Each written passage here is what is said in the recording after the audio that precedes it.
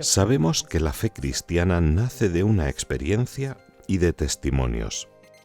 Testigo no significa solo mártir, en griego martyr, sino que se dice también histor, como historia. Por eso, quien ha visto es alguien que narra, y quien cree, cree al testimonio del que testimonia.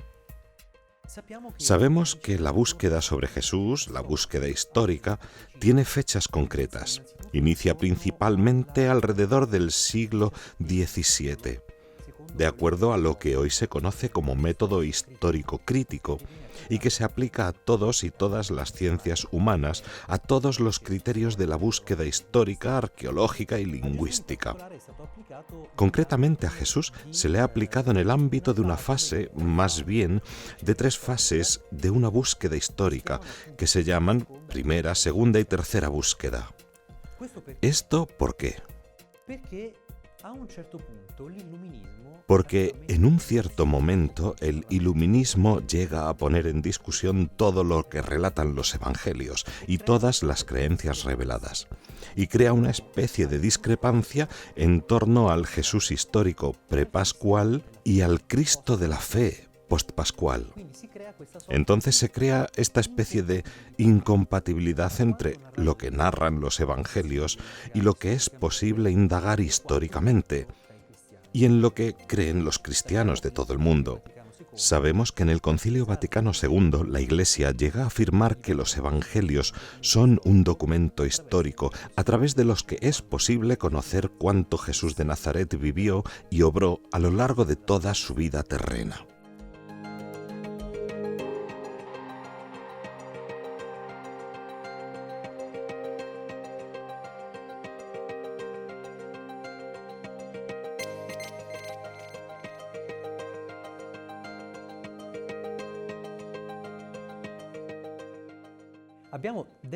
Tenemos fuentes principales para remontarnos a la sociedad de Jesús y de los evangelios.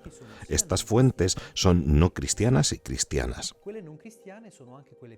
Las no cristianas son las más antiguas, autores casi contemporáneos de Jesús, como serían, por ejemplo, Flavio Josefo, al que debemos el primer testimonio de Jesús de Nazaret, nunca encontradas fuera del ámbito evangélico o canónicas de la Iglesia.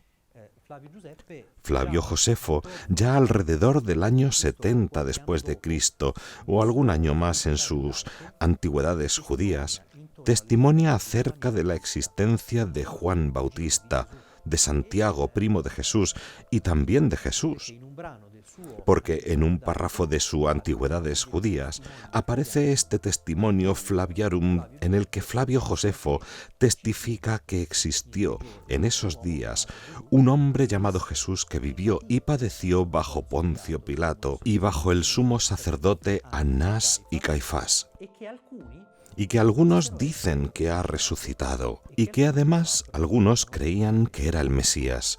Este es considerado el documento más antiguo extraevangélico y extracanónico de la existencia de Jesús.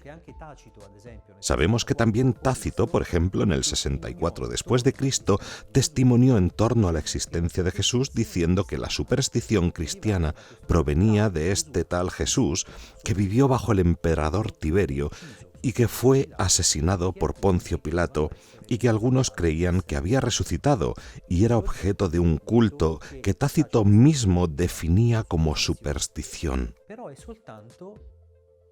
Pero es solo con las cartas de San Pablo, los Hechos de los Apóstoles y después con los Evangelios que tenemos las noticias más precisas que son la base de nuestra fe. Debemos decir en especial una cosa, que la antigüedad de estos documentos es increíble, porque sabemos que las cartas de San Pablo y los Hechos de los Apóstoles fueron escritas alrededor del 50 y el 61-62 después de Cristo, es decir, cuando Pablo estaba todavía vivo e igualmente Pedro.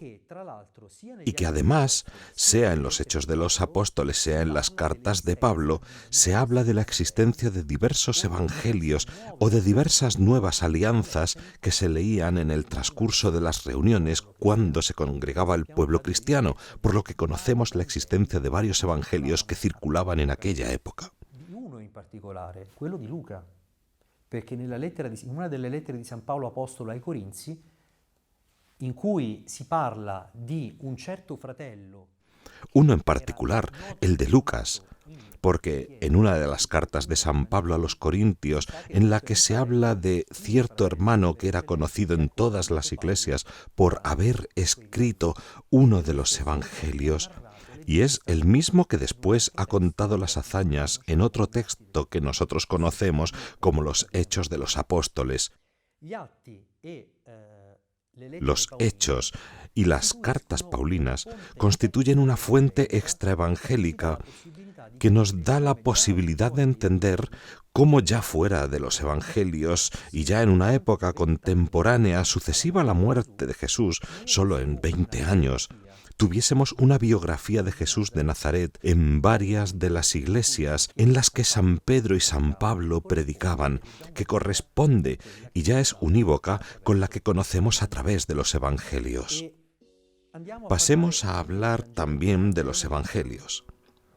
Los evangelios canónicamente son 4. ¿Por qué decimos canónicamente? Porque la Iglesia ha establecido que dentro del canon, dentro de la escritura considerada como legítima y sacra, dentro de la Iglesia católica y en realidad de todas las iglesias, porque el canon fue establecido alrededor del 170 después de Cristo, figuran 4 evangelios: Marcos, Mateo, Lucas y Juan. El hecho de que sean 4 se debe a ciertos criterios fundamentales que son históricos. De hecho, el canon viene fijado en el 170 después de Cristo y tenemos huellas en el canon muratoriano de un documento que se remonta efectivamente a aquella época y que responde a la polémica de Ireneo de Lyon y de otros contemporáneos suyos en confrontación con un tal Marción, un hereje de su época que establecía que el Evangelio debía ser uno porque todos los demás eran demasiado similares, identificando el Dios del Antiguo Testamento con aquel del Nuevo Testamento. Este Marción podríamos decir que era un antisemita y quería que fuese distinto el Dios de los cristianos del de los hebreos. Así, ya en el 170 después de Cristo sabemos que la Iglesia establece canónicamente, por medio de criterios fundamentales, que los evangelios debían ser 4. La antigüedad. Sabemos, por los padres de la Iglesia, en los testimonios de Papías de Hierápolis, Eusebio de Cesarea y otros, que los evangelios eran 4. Y aún más, los 2 primeros, Marcos y Mateo, según los testimonios, habían sido escritos en lengua semítica, que podría ser hebreo o arameo. El tercero, Lucas, es aquel que se basaba sobre todo en la predicación de San Pablo, y el cuarto, Juan, que es el único no sinóptico, se basaba en la predicación de Juan. Este término, predicación, es muy importante porque los evangelios canónicos son definidos según Marcos, Mateo, Lucas y Juan, no de Marcos, Mateo, Lucas y Juan. Justamente porque siempre, según el canon muratoriano, se basan en otros criterios particulares que no son solo la antigüedad de las fuentes. Estos evangelios han sido fechados por algunos entre el 60-70 después de Cristo y el 120 después de Cristo, pero según algunos biblistas que han hecho búsquedas basadas en criterios filológicos, hermenéuticos y también en base a búsquedas arqueológicas, han sido capaces, como Carmignac, de fecharlos anteriormente, incluso en 20 años. Entonces el más antiguo sería el de Marcos, alrededor del 45 después de Cristo. La Iglesia, es decir, todas las iglesias de aquella época, remontaban su canon a esta antigüedad de las fuentes, a una época en la que fuese posible a los autores ser uno bien definido.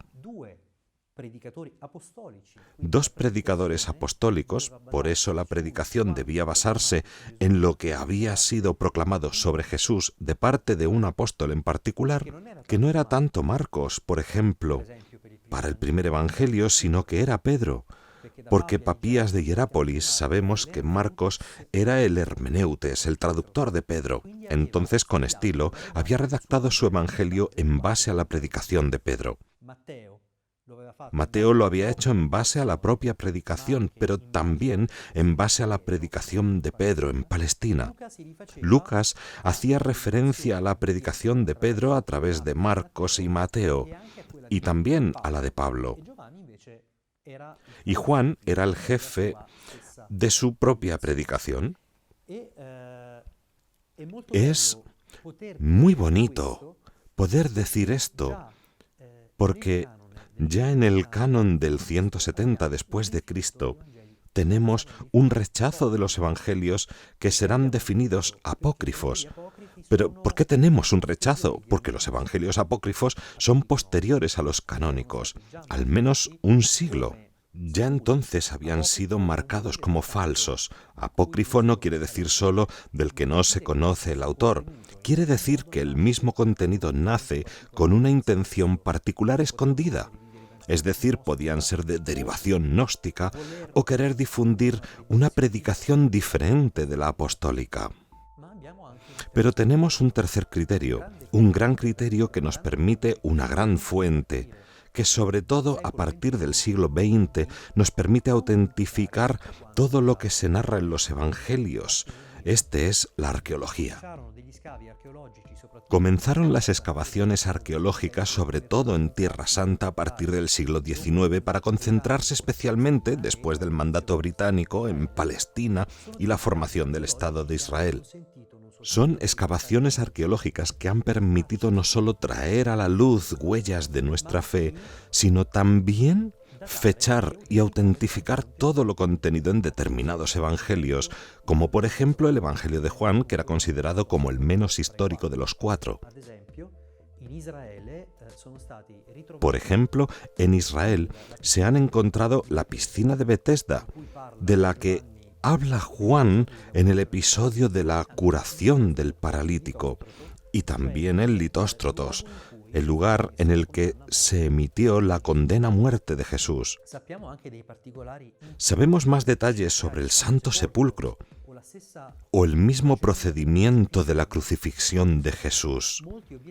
Objetaban que no hubiese huellas arqueológicas documentadas sobre el modo en que se realizaba la crucifixión en Palestina, como viene descrito en los Evangelios.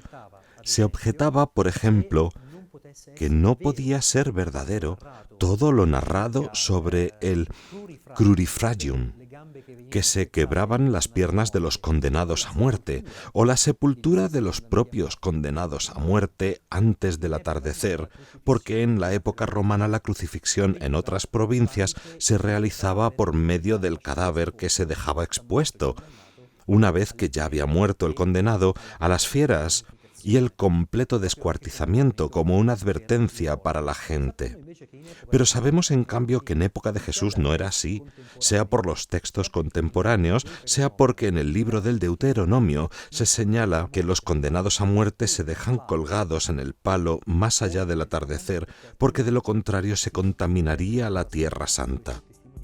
Y esto se testimonia en los Evangelios porque antes de la fiesta de Pascua y antes de la puesta del sol, los condenados debían ser bajados de la cruz. Así que también tenemos una prueba del crurifragium, que era la técnica por la que se rompían las piernas de los condenados para provocar una posterior presión torácica y la muerte por asfixia. Porque en los años 60 se han encontrado en los alrededores de Jerusalén un complejo sepulcral con alrededor de 300 tumbas, entre las cuales algunos cadáveres de hebreos que habían sufrido la muerte por crucifixión. Entre estos había un joven de 30 años, un tal Johanan ben Halkol, en el que se podía reconstituir en el talón derecho a un anclado sobre el izquierdo un clavo de 18 centímetros y la tibia, el fémur y las piernas de este pobre condenado a muerte habían sido quebradas, destrozadas por un golpe violento. Por lo tanto, una prueba de la veracidad de lo narrado en los Evangelios sobre la crucifixión y muerte de Jesús.